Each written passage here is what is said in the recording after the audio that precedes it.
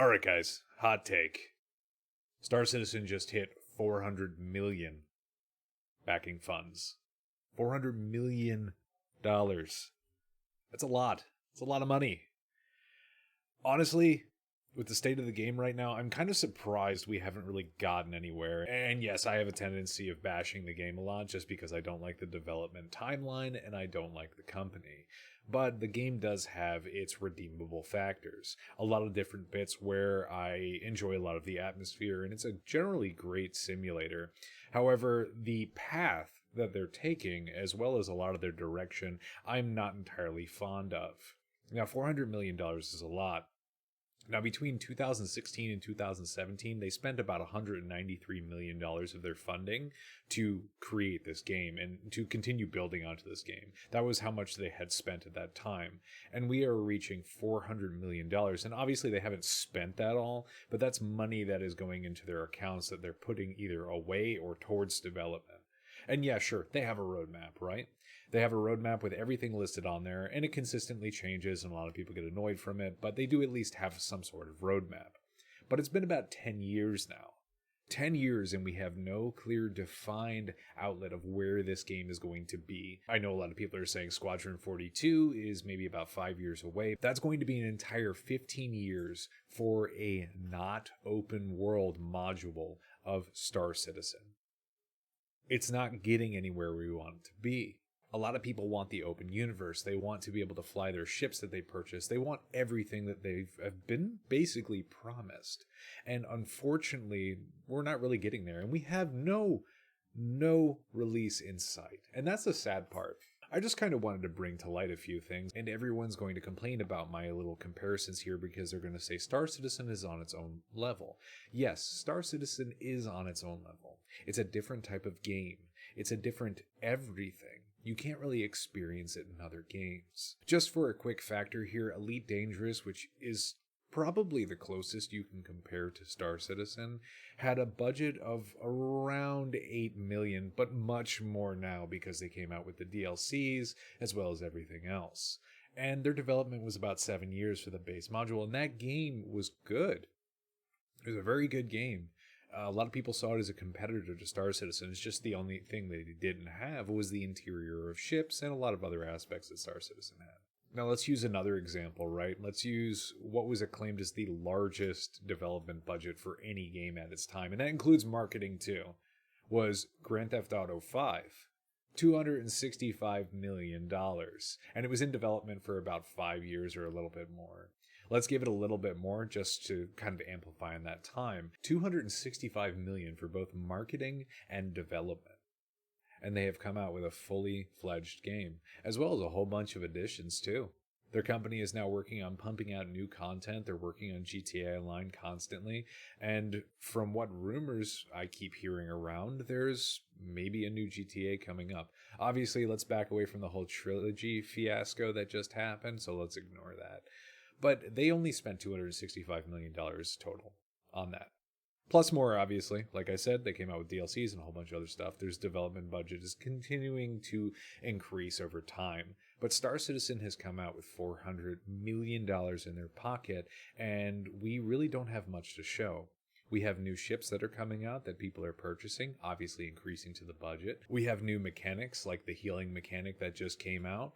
And we also have a lot of other things like dropping items on death now. But there's not really any solidified game that is showing us that the money that we're putting in, right, is going to come back to us, right? We're going to get our return. That's what we want. We're investing in something to get a return. And as an investor, you want to be able to solidify the fact that you're going to get your return.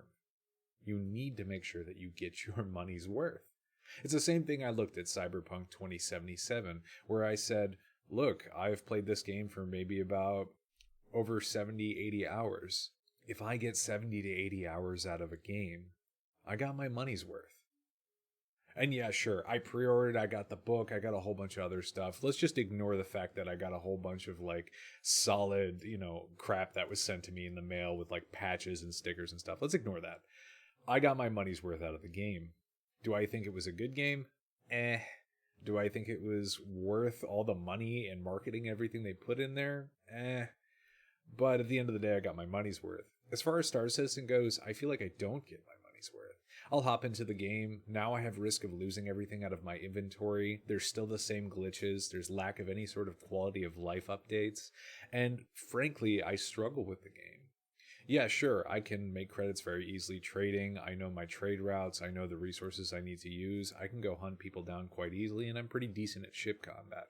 However, I feel like a lot of the updates and the paths that they're taking aren't quite realistic. They're coming out with these new modules and new everything, and then they're dumping it onto the game, attaching it almost like spaghetti code. They have so many different developers working on the project, and all this money is just going into adding a whole bunch of different aspects of the game that don't even quite fit, frankly.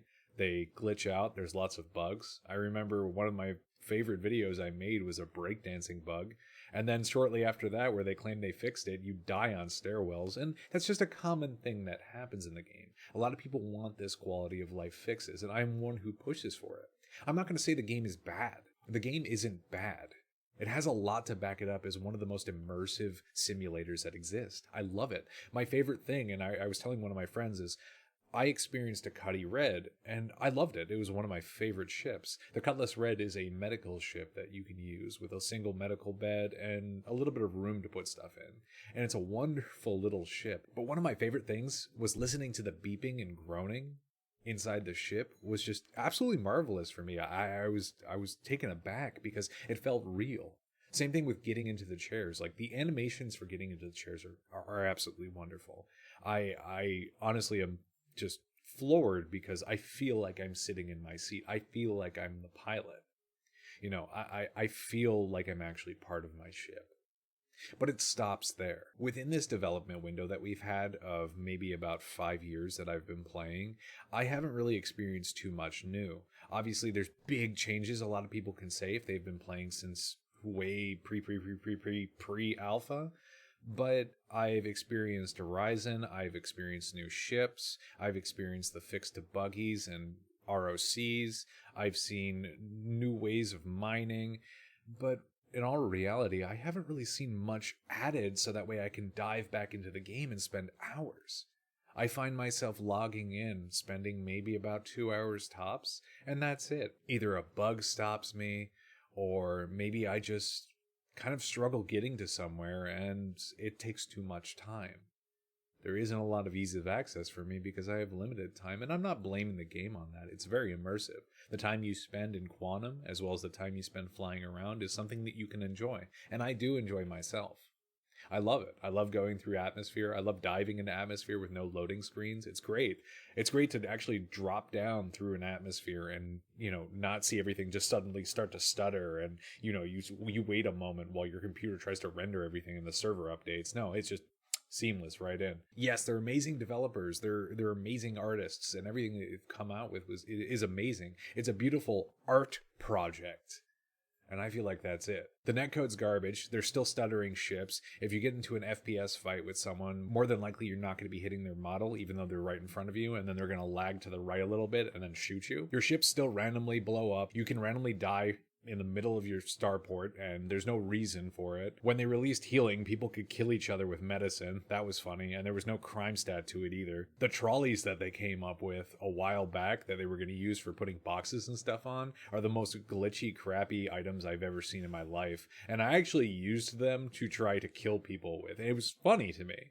I actually ran them into the starport trying to ram people and kill them. I actually got one person, and there's still just so much that the game needs in order to actually get to a polished state, or a semi-polished state, or just a small semi-polished state, something that can actually be redeemed other than a art project.